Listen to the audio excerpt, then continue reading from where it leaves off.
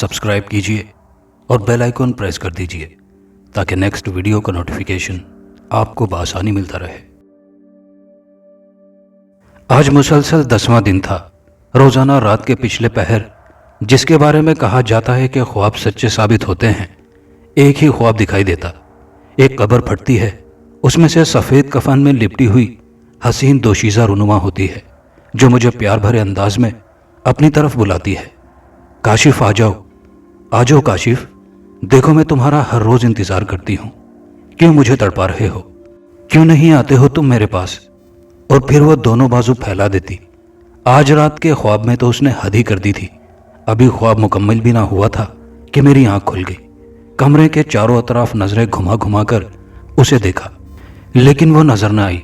एक खौफ था मेरे अंदर जिसकी वजह से मैं पसीने में भीग चुका था। घर वाले दूसरे कमरे में ख्वाब खरगोश के मज़े ले रहे थे, लेकिन फिर आज रात ख्वाब में वही कब्रिस्तान था। वही कब्र थी जो फटी फटी इधर उधर बिखरने लगी, और वही हसीन चेहरा रुनुमा हुआ और कब्रिस्तान में खड़े होकर मुझे पुकारने लगा, काशिफ खुदा के लिए अब तो आ जाओ, तुम्हारे इंतज़ार में मेरी आंखें पथरा गई हैं। चलो तुम नहीं आते तो ना सही, मैं खुद तुम्हारे पास आ जाती हूँ। फिर जैसे वो हवा में उड़ती हुई हमारे गांव में आ गई और मेरे कमरे के अंदर घुसकर मुझे जगाने लगी, तो मेरी आंख खुल गई। आज रात के ख्वाब का अनोखा ही मंजर था। मैं सहमा हुआ कमरे के दरो दीवार को मुसलसल घूर रहा था। ऐसा महसूस हो रहा था कि वो दोशीज़ा मेरे कमरे में ही कहीं छुपी बैठी है और किसी भी वक्त मुझे पकड़ कर ले जाएगी। ये दोशीज़ा कौन थी? मुझे कैसे जानती थी? मुझसे क्यों मोहब्बत करती थी? मैं बेखबर था, उसके चेहरे से नावाकिफ था। ना तो वो मेरे अजीज़ व अकारिब में थी, ना मेरे जानने वालों में से, ना ही हमारे गांव या आसपास के गांव की थी। फिर ये कौन थी और मुझे क्यों पुकारती थी? इन्हीं सोचों में मैं अपने कमरे में उसकी मौजूदगी के खौफ से मेरी चीख निकल गई। यह कुदरती फेल होता है कि रात की तारीकी में जब इंसान अकेला हो और ऐसा ख्वाब देख ले तो ज़रूर डर जाता है, ज़रूर खौफज़दा हो जाता है। पहले 9 दिन तो वो कब्रिस्तान में ही खड़ी मुझे पुकारती थी और चंद लम्हों के लिए मुझे खौफ आता था, फिर सो जाता था। लेकिन आज नींद कहाँ से आती, कैसे आती? आज तो मुझे वो लेने आई थी। बुजुर्गों की बातें भी मेरे दिमाग में गर्दिश कर रही थी कि जब कब्रिस्तान के मुर्दे किसी को लेने आ जाएं तो उस इंसान की ज़िंदगी बहुत कम होती है। मेरी चीख के साथ ही मेरे अम्मी अब्बू दौड़े चले आए और मेरे कमरे का दरवाज़ा पीटने लगे। बेटा क्या हुआ है? बेटा क्यों चीखे हो? अम्मी अब्बू की आवाज़ें सुनकर मेरे खौफ में कुछ कमी वाक़ई हुई। मैं छलांग लगाकर बिस्तर से नीचे उतरा और कुंडी खोल दी और अब्बू से लिपट गया। मैं छोटा ना था, 18 साल नौजवान था, मैट्रिक करके फारिग हुआ था। इतना डरपोक भी ना था, लेकिन न जाने क्या वजह थी कि एक ही ख्वाब का बार बार हर रोज़ आना बाई से खौफ बन गया था। पहले दिन तो मुसर्रत भी हुई थी कि एक हसीन चेहरा मुझे बुलाता है, मैं उसे देखता हूँ, लेकिन आज के ख्वाब की वजह से मैं बुखार में मुब्तला हो गया था। अम्मी अब्बू समझ गए कि मैं ख्वाब में डर गया हूँ और इसी खौफ की वजह से चीखा हूँ। मैं पूरा दिन बुखार में जलता रहा। बुखार की हालत में आंख लगती तो वही चेहरा नजर आता, वही कब्रिस्तान नजर आता, वही फटी हुई कब्र नजर आती, वही कफन नजर आता, तो मैं फौरन आंखें खोल लेता। अब ज्यों ज्यों दिन गुजरता जा रहा था और रात करीब आ रही थी तो मुझे घर के कोने कोने से खौफ आता दिखाई दे रहा था। मेरे बहन भाई मेरी वजह से अलग परेशान थे कि भैया को क्या हो गया है। मैं तमाम बहन भाइयों से बड़ा था। घर के एक बैरूनी कमरे में हमारी दुकान थी जहां अब्बू बैठते थे और यही हमारा जरिया मुआश था। मैंने जब से मैट्रिक किया था दुकान का काम मेरे जिम्मे आ गया था। मैं सारा दिन दुकान में काम करता रहता। हर किसी से मुस्कुराकर बात करना मेरी बचपन की आदत थी। मैं गांव की लड़कियों को कभी भी बुरी नज़र से ना देखता था। शायद यही वजह थी कि गांव की जवान लड़कियां बिला झिझक दुकान पर आ जाती और ज़रूरत की अशिया ले जाती, और शायद उन्हीं लड़कियों में से कोई एक लड़की मुझे चाहती भी थी, लेकिन मैंने उसे भी नज़र भर कर नहीं देखा था। आज की रात मैं बहन भाइयों के साथ ही सो गया, लेकिन रात को फिर वही ख्वाब में कब्रिस्तान था। ये कौन सा कब्रिस्तान था, कहाँ था, किस इलाके में था? मैं बेखबर था। यह कब्रिस्तान बहुत बड़ा था। उस कब्रिस्तान में रास्ते बने हुए थे, यानी कब्रिस्तान के काफ़ी हिस्से बने हुए थे। कब्रिस्तान के ऐन वस्त में यह कब्र थी जो मुझे फटती नजर आती थी। कबर फटी, वही कफन पोश चेहरा रुनुमा हुआ और प्यार भरे लहजे में मुझसे मुखातिब हुआ। काशिफ, तैयारी करो मेरे पास आने की। अगर तुम मेरे पास ना आए तो फिर मैं खुद ही तुम्हारे पास आ जाऊंगी। पहले तो मैं खाली वापस आई थी, लेकिन अब तुम्हें साथ लेकर ही जाऊंगी। हद होती है इंतजार की भी, और एक तुम हो कि तुम्हें मेरी कोई परवाह ही नहीं। ये अल्फाज सुनते ही मेरी आंख खुल गई। एक बार फिर ये ख्वाब मेरे दिलो दिमाग में गर्दिश करने लगा। एक बार फिर मैं कब्रिस्तान की दुनिया में लौट गया। काफी देर तक मैं उस दोशीज़ा के बारे में सोचता रहा कि वो मुझसे क्या चाहती है, मुझे क्यों हर रोज बुलाती है। बहरहाल मैंने फैसला कर लिया, एक अटल फैसला, कि मैं सुबह जाऊंगा और तलाश करूंगा उस कब्रिस्तान को जहां वो रहती है। आखिर कब तक मैं मौत से पीछा छुड़ा सकता था? कब तक यूं ही डर और खौफ की जिंदगी गुजारता? न जाने कैसी ताकत थी जो मेरे अंदर पेवस्त हो गई थी। मौत से भागना जवानमर्दी नहीं, बुजदिली होती है। और वैसे भी अब मुझे वो दोशीज़ा कफनपोश परी अच्छी लगने लगी थी। आहिस्ता आहिस्ता मैं उसकी मोहब्बत में गिरफ्तार होने लगा, जिसे मैं कभी पा नहीं सकता था, जिसे मैं सिवाय ख्वाब के कभी देख नहीं सकता था। और ये ख्वाब भी मेरे बस में न थे कि मैं हर रोज उसका दीदार करता। मेरे दिल में जो खौफ था आहिस्ता आहिस्ता प्यार में बदल चुका था। बुखार खत्म हो चुका था। अच्छा भला ठीक ठाक इंसान बन गया था। घर वाले सोए हुए थे और मैं उस मुर्दा महाजबी के ख्यालों में गुम था। उसका रोशन और चमकता चेहरा नजरों के सामने था, और दूसरा उसका प्यार से पुकारने का अंदाज जो पहले खौफजदा करता था, अब दिल के गहराइयों से सोचा तो अच्छा लगने लगा, जो बिलाखिर मुझे अपनी तरफ खींचने में कामयाब हो गया। सुबह का इंतजार करने लगा, लेकिन आज सुबह कैसे होती? आज तो जैसे किसी ने रात की सियाही को बांध लिया हो। खुदा खुदा करके सुबह का उजाला हुआ। घर वाले भी एक एक करके आंखें मलते हुए बिस्तरों को खैरबात कह रहे थे। सभी नमाज से फारिग हुए तो अम्मी घर के कामों में मसरूफ हो गई। बाकी बहन भाई वो भी रोजमर्रा के कामों में मसरूफ होने लगे। मैंने अपनी हालत बीमारों जैसी बना ली, लेकिन मैं जानता था कि बुखार से छुटकारा हासिल हो चुका है। लेकिन बीमार इसलिए पड़ा रहा कि अम्मी अब्बू से कोई बहाना करके घर से निकलूं और एक नामालूम मंजिल की तरफ गामजन हो जाऊं। उसके बाद मैं और मेरी किस्मत, आखिरकार मैं अपने मकसद में कामयाब हो गया, क्योंकि अम्मी अब्बू जानते थे कि मैं रातों को डर जाता हूं। इसलिए उन्होंने खुद ही कह दिया कि बेटे जाओ, फलां जगह एक बुजुर्ग रहते हैं, उनसे दम कराओ, तुम्हारा खौफ और डर खत्म हो जाएगा। मैं तो खुद ही ये चाहता था। खुदा ने मेरी ये ख्वाहिश पूरी कर दी। मैंने कपड़े तब्दील किए और बुजुर्ग के ठिकाने की तरफ बढ़ने लगा। घर से निकलने से पहले तमाम घर वालों को अलविदाई नज़रों से देखा, बहन भाइयों को देखा, माँ बाप को शफकत भरी नज़रों से देखा, लेकिन किसी को एहसास नहीं होने दिया कि मैं हमेशा हमेशा के लिए जा रहा हूँ। माँ बाप बहन भाइयों की जुदाई मामूली बात नहीं होती, लेकिन ये जहर भरे घूंट मुझे पीना थे, सो दिल पर पत्थर रखकर पी लिए। अम्मी अब्बू के बताए हुए बुजुर्ग के पास गया। वाकई वो बुजुर्ग मुझे दरवेश मालूम हुए, अकेले ही बैठे हुए थे। इसलिए मैंने 10 दिन के मुसलसल एक ही ख्वाब के बारे में उन्हें आगाह कर दिया। मेरी कहानी सुनने के बाद वो खुद भी हैरान रह गए। ये वो रास्ता था जो सीधा मौत की तरफ जाता था। वो बार बार मेरे चेहरे की तरफ देख रहे थे, जैसे कह रहे हों कि ख्वाबों के पीछे भागना पागलों वाली बात होती है, और वो भी एक ऐसा ख्वाब के जिसे पाना भी चाहूं तो पा नहीं सकता। काफी देर तक वो खामोश रहे। फिर उन्होंने मेरे पूरे जिस्म पर फूंके मारी और पानी का दम किया हुआ गिलास मुझे दिया, जो मैंने घटाघट पी लिया। तब वो बोले, बेटा सीधे वापस घर जाओ, भूल जाओ उन ख्वाबों को, समझ लो कि तुमने कुछ नहीं देखा। मैं ये नहीं कहता कि तुम्हारा यह ख्वाब झूठा है। तुम्हारी सुनाई हुई तमाम कहानी हकीकत है। तुम वहां तक पहुंच भी जाओगे, लेकिन सिवाय मौत के और कुछ नहीं मिलेगा। ऐसे ख्वाब हर किसी को नहीं आते। मैं देख रहा हूं कि तुम खुद को मौत के करीब ले जा रहे हो। वापस लौट जाओ, वो तुम्हारा कुछ नहीं बिगाड़ेगी। मैंने तुम पर दम कर दिया है, अब तुम वापस लौट जाओ। लेकिन मैं बजिद था कि मैं ये काम करके ही छोड़ूंगा, चाहे मौत को गले ही क्यों ना लगाना पड़े। बुजुर्ग की एक बात ने मुझ में हिम्मत पैदा की थी कि मैं मंजिल तक जरूर पहुंचूंगा, और यह ख्वाब झूठा ना था। ये जानकर मैं भला वापस कैसे लौट सकता था? मुझे मेरा प्यार बुला रहा था। अब वो चेहरा मुझे दुनिया की हर चीज से अच्छा लगने लगा था। वो जिंदा था या मुर्दा, मुझे इस बात की परवाह न थी। मैं सिर्फ इतना जानता था कि वो मुझे पुकारती है, اپنے بازوؤں کو پھیلائے میرا انتظار کر رہی ہے، اور میں اپنے پیار کو کیسے ٹھکراتا؟ میں خوابوں کے پیچھے نہیں بھاگ رہا تھا، بلکہ بقول بزرگ کے میں حقیقت کی تلاش میں تھا۔ لیکن عمر کی کمی کی وجہ سے اور میری حسین جوانی کی وجہ سے بزرگ مجھے ان کٹھن اور دشوار گزار راہوں پر جانے سے روک رہے تھے۔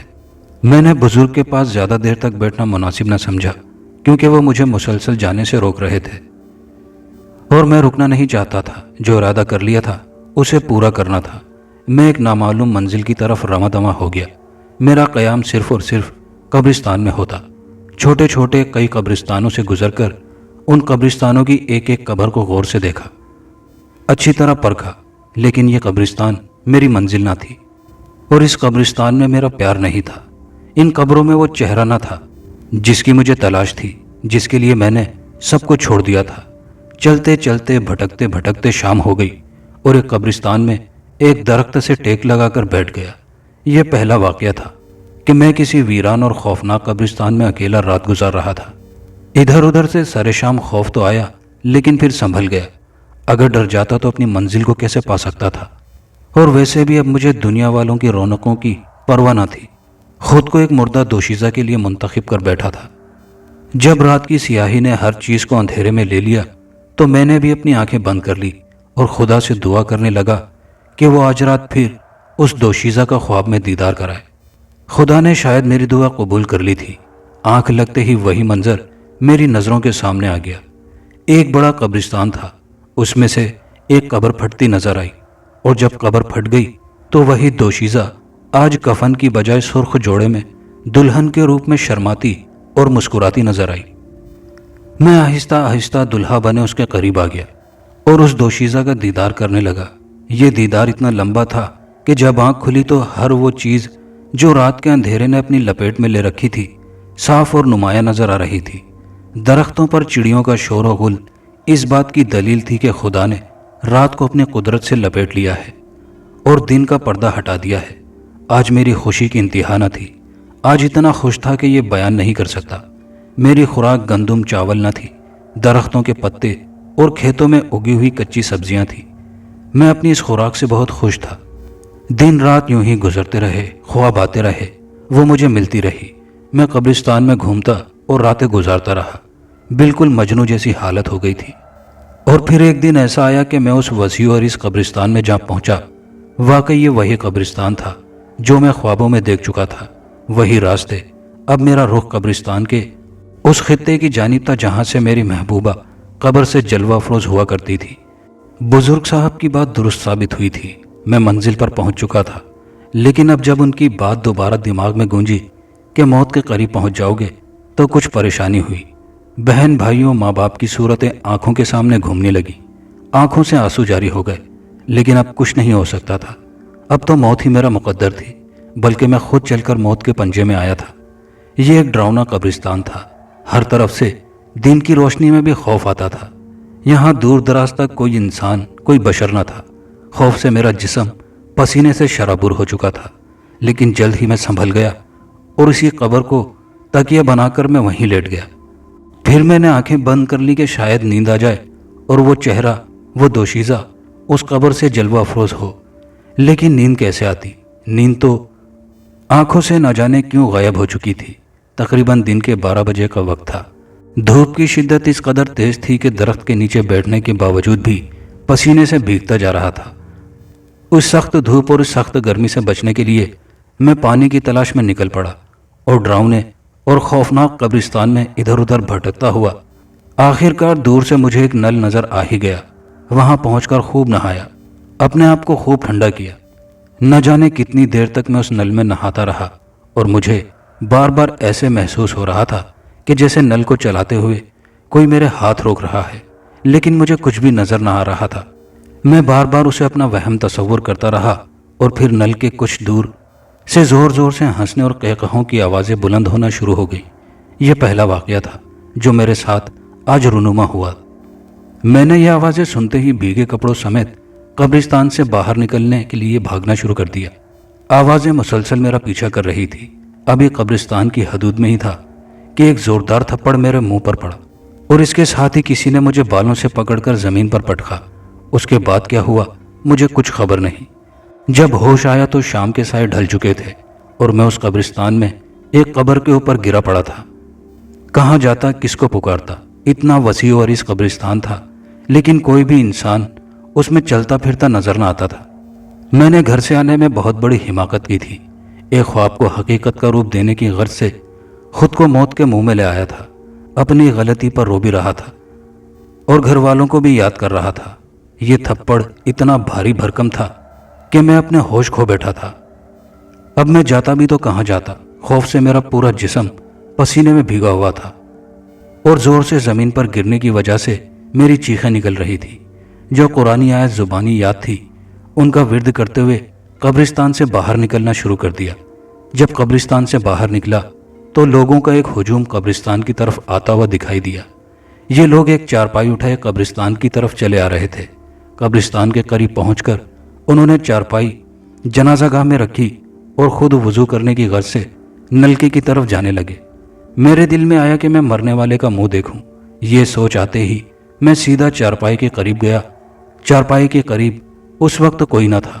میں نے جو ہی اس کے چہرے سے کفن ہٹایا تو چیختے چیختے رہ گیا۔ اس میت کا پورا چہرہ جلا ہوا تھا، ایک آنکھ جل کر ختم ہو چکی تھی، اس کی جگہ ایک گڑھا پڑ چکا تھا، جبکہ دوسری آنکھ پوری کی پوری کھلی ہوئی تھی۔ اس کے ہونٹوں کی چمڑی جل چکی تھی اور تمام کے تمام دانت بڑے بڑے نظر آ رہے تھے۔ سر کے بال بھی ختم ہو چکے تھے، کان بھی غائب تھے، صرف نشان باقی تھے۔ یہ میت چڑیل سے بھی بدصورت اور بدنما تھی۔ مجھے ایسے لگا یہ میت ابھی اٹھ کر مجھے پکڑ لے گی۔ مجھ میں اتنی ہمت نہ ہوئی کہ اس کے منہ پر دوبارہ کفن رکھتا۔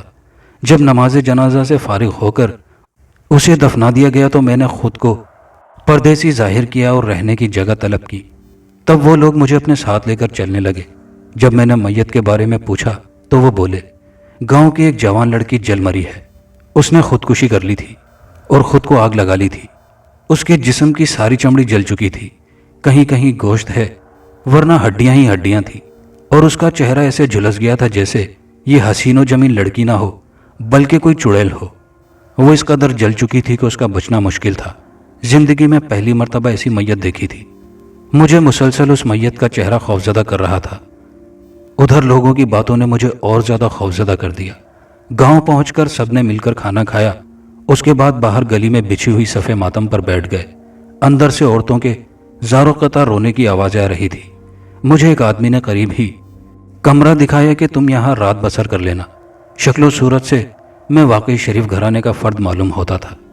ویسے بھی گاؤں والے انسان رحم دل اور درد دل رکھنے والے لوگ ہوتے ہیں، ان کے دلوں میں ہمدردی کا جذبہ بہت زیادہ ہوتا ہے۔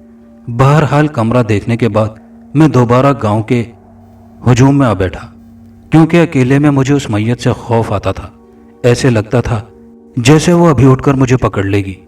کافی رات گزرنے کے بعد لوگوں نے اپنے اپنے گھروں کی راہ لی اور جو اس میت والے گھر میں آئے تھے وہ بھی سونا شروع ہو گئے۔ مجھ میں اتنی ہمت نہ ہو رہی تھی کہ میں کمرے تک جاتا، لیکن مجبوری تھی، سو میں اٹھا اور کمرے میں چلا گیا۔ ایک دیا تھا جو کمرے میں جل رہا تھا، شاید وہ بھی جل جل کر تھک گیا تھا، اور آہستہ آہستہ اپنی روشنی کم کرتا ہوا بالآخر کمرے میں اندھیرا چھوڑ گیا۔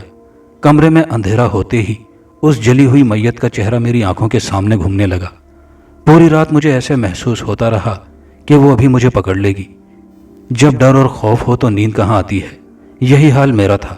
نیند آنکھوں سے کوسوں دور تھی اور وہ جلی ہوئی میت میرے قریب تھی، مجھے خوفزدہ کر رہی تھی۔ خدا خدا کر کے فجر کی اذانوں کی آوازیں کانوں سے ٹکرائی تو میں نے فوری کمرے کا دروازہ کھول دیا اور سیدھا مسجد کی طرف چلنے لگا۔ اذان سے میں نے اندازہ لگایا تھا کہ مسجد کس طرف ہے اور کتنی قریب ہے۔ وہاں ماں سوائے مؤذن کے اور کوئی نہ تھا۔ مجھے مسجد کے چاروں اطراف سے بھی خوف آ رہا تھا۔ وہ جلی ہوئی میت میرے ذہن پر اس قدر سوار ہو چکی تھی کہ ایسے لگتا تھا جیسے ابھی مجھے دبوچ لے گی۔ اس سے بہتر تو قبرستان کی زندگی تھی جہاں میں نے تقریباً کئی دن گزارے تھے۔ میں نے اب ایک فیصلہ کر لیا تھا کہ میں واپس اپنے گاؤں لوٹ جاؤں گا، لیکن کیسے لوٹ جاؤں گا یہ بھی میرے لیے ایک معمہ کھڑا تھا۔ میں تو ان راہوں کو بھی بھول گیا تھا جن جن راہوں سے گزر کر یہاں آیا تھا۔ میں کہاں تھا مجھے خود بھی معلوم نہ تھا۔ میں نے اپنی محبوبہ کی شکل بھی کئی دنوں سے نہ دیکھی تھی۔ کئی دن ایسے ہی گزر گئے۔ گاؤں والوں نے مجھے اجنبی سمجھتے ہوئے میری ہر ضرورت کا خیال رکھا، لیکن یہاں رات بسر کرنا میرے لیے بہت دشوار تھی۔ اس جلی ہوئی عورت کا خوفناک چہرہ بار بار مجھے ہر روز ڈراتا۔ امام مسجد نے مجھے اپنے پاس رکھ لیا تھا۔ بہرحال میں ان کے پاس ہی رہنے لگا۔ ایک دن میں نے انہیں تمام کہانی سنا ڈالی کہ ایسے ایسے قبرستان میں ایک قبر پھٹتی دیکھتا ہوں، اس سے ایک دوشیزہ نکلتی ہے جو مجھے اپنے پاس بلاتی ہے، جو مجھ سے پیار کرتی ہے، اور میں بھی اس سے دل ہی دل میں پیار کرنے لگا ہوں، اور اس کو پانے کی غرض سے گھر سے بے گھر ہو گیا ہوں۔ پوری دلچسپی کے ساتھ انہوں نے میری کہانی سنی اور کہا، بیٹا ضروری نہیں کہ خواب سچ ہوں، بعض اوقات ایسا ہوتا ہے کہ انسان جس چیز کا تصور سونے سے پہلے کرتا ہے وہی خواب میں آ جاتی ہے، اور تم بھی یقیناً سونے سے قبل پچھلے دنوں کے خواب کو نظروں کے سامنے گھماتے ہوگے اور اسی دن اسے خواب میں دیکھ لیتے ہوگے۔ مجھے امام صاحب کی باتیں نہ جانے کیوں اچھی لگی۔ واقعی میں ایسی ہی بات تھی۔ میں اس قبر سے نکلنے والی لڑکی کے تصور میں اکثر کھویا رہتا تھا۔ جب میں نے بزرگ والی بات بتائی کہ انہوں نے حقیقت بتائی ہے تو امام صاحب بولے، میں نے اپنا خیال ظاہر کیا ہے، واللہ عالم کہ اصل حقیقت کیا ہے اور ایسا کیوں ہو رہا ہے۔ لیکن جب سے میں اس قبرستان سے آیا ہوں مجھے وہ لڑکی خواب میں دوبارہ نہیں ملی، اور یقیناً یہ وہی قبرستان تھا جو میں خوابوں میں دیکھا کرتا تھا۔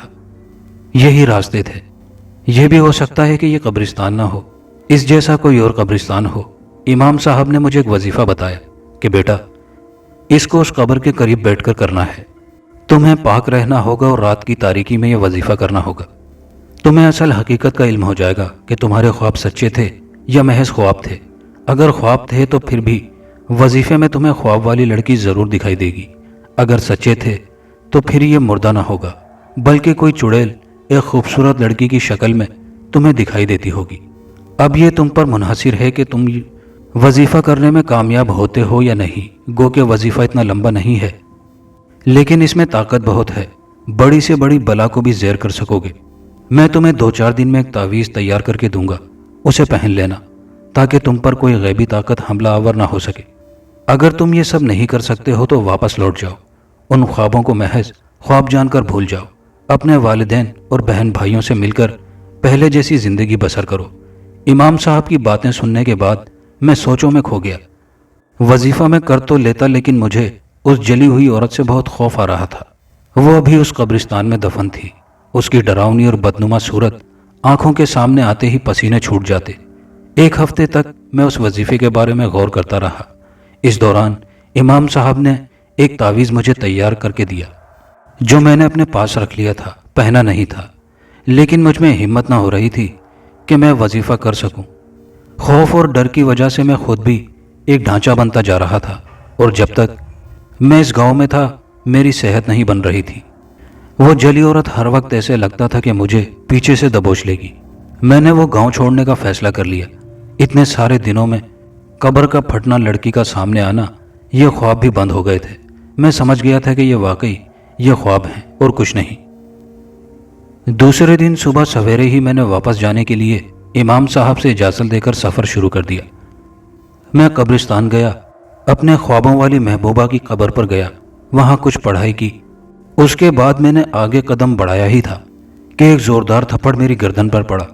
میں آگے گر گیا اور میری چیخ نکلتے نکلتے رہ گئی۔ میں نے ادھر ادھر دیکھا لیکن کچھ نظر نہ آیا۔ میں نے خود کو سنبھالا اور جیب سے تعویذ نکال کر امام صاحب کی ہدایت کے مطابق گلے میں ڈال لیا۔ تعویذ گلے میں ڈالنا ہی تھا کہ دل کو سکون محسوس ہونے لگا۔ نہ جانے امام صاحب نے کیا کیا پڑھ کر اس تعویذ پر پھونکیں ماری تھی۔ ایک ہی تھپڑ نے میرے تمام ارادے بدل ڈالے۔ آگے بڑھنے والے قدم وہیں کے وہیں جم گئے۔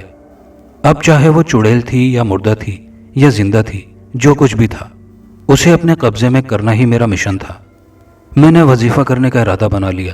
جہاں مجھے تھپڑ پڑا تھا اس جگہ کو وظیفے کے لیے منتخب کیا۔ گھاس کو ہاتھوں سے ہی کاٹا، ایک خوبصورت سی جگہ بنائی اور بیٹھ کر رات ہونے کا انتظار کرنے لگا۔ یہاں ایک بہت بڑا درخت تھا جس کے سائے دور دور تک پھیلے ہوئے تھے۔ دوپہر تک وہاں قبرستان کے پاس ہی بیٹھا رہا، اور جب بھوک پیاس تنگ کرنے لگی تب میں اپنی جگہ سے اٹھا۔ چاروں طرف سخت دھوپ اور سنسانیت تھی، کوئی بھی بشر چلتا پھرتا نظر نہ آ رہا تھا۔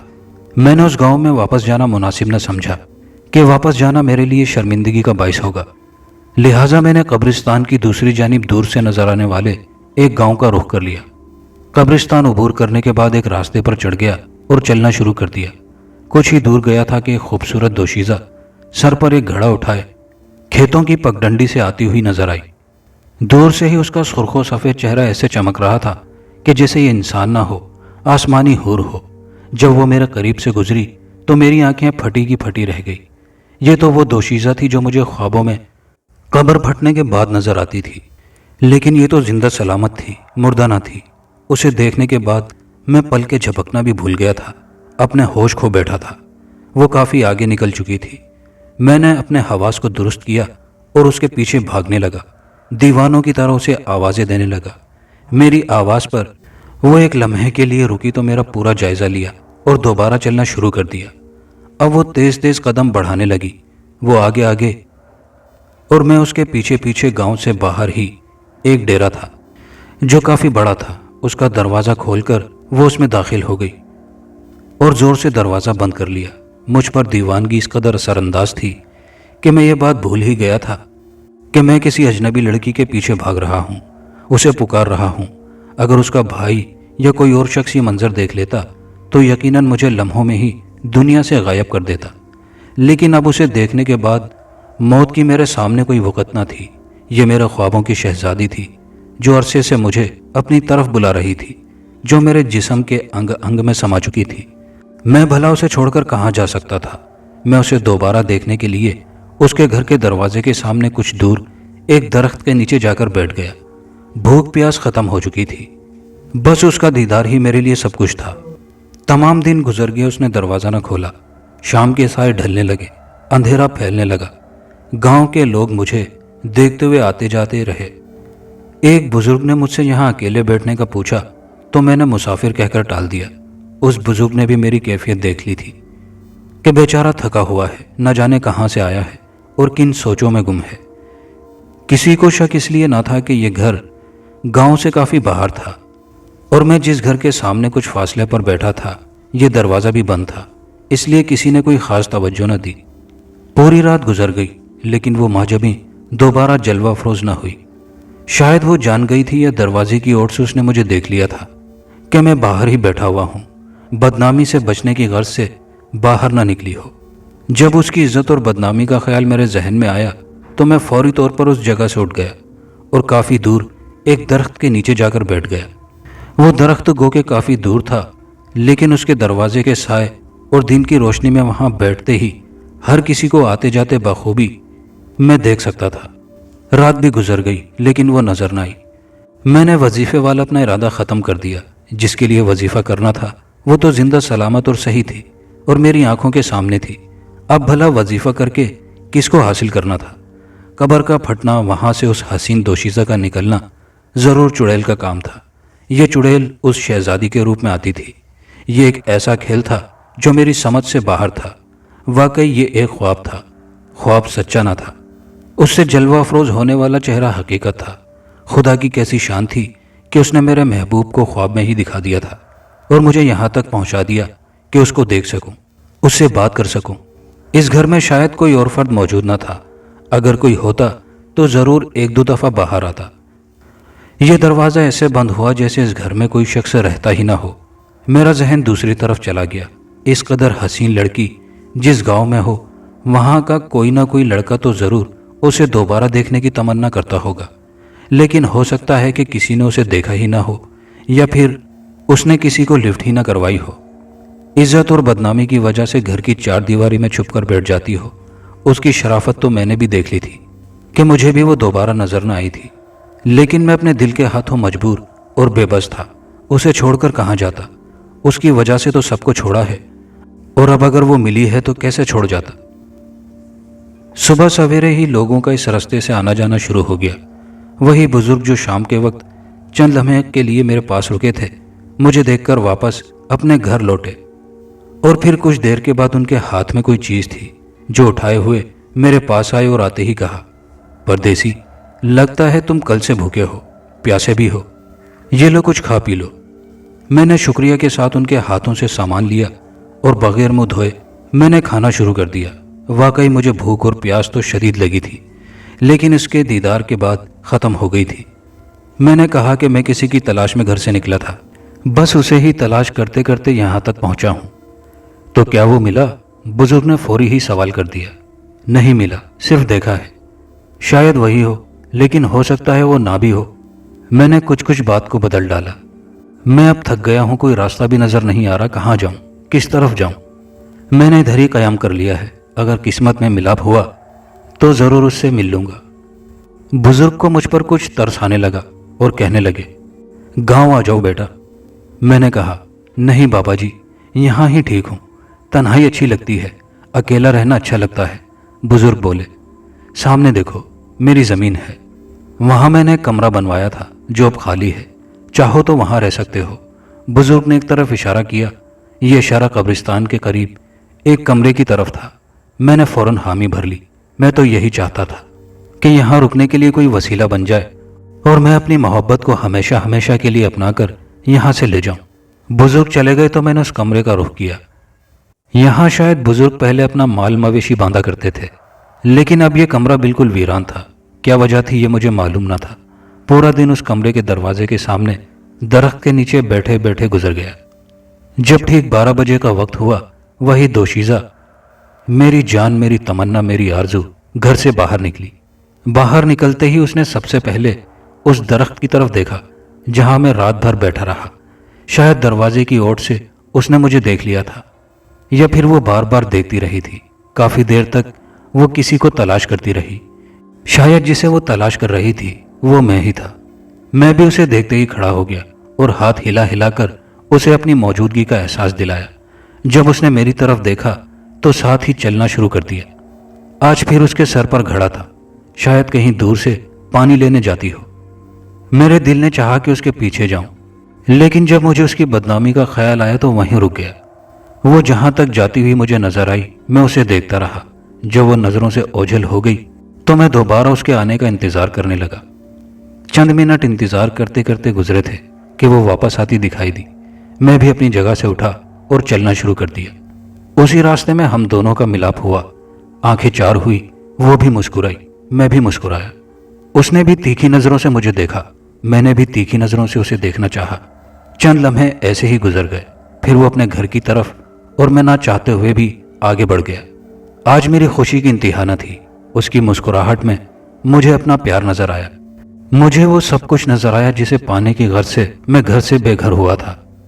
मैं गुनगुनाता हुआ, खुशी से उछलता हुआ कभी इधर कभी उधर चलता रहा और फिर अपना रुख कब्रिस्तान की तरफ कर लिया और उस कब्र के पास जा बैठा जो ख्वाब में मुझे नजर आती थी। दोस्तों, ये कहानी अभी जारी है। कहानी का बकिया और आखिरी हिस्सा अगली वीडियो में मुलाहिजा कीजिएगा। अगर कहानी अच्छी लगी हो तो कमेंट बॉक्स में अपनी राय का इजहार जरूर कीजिएगा। शुक्रिया।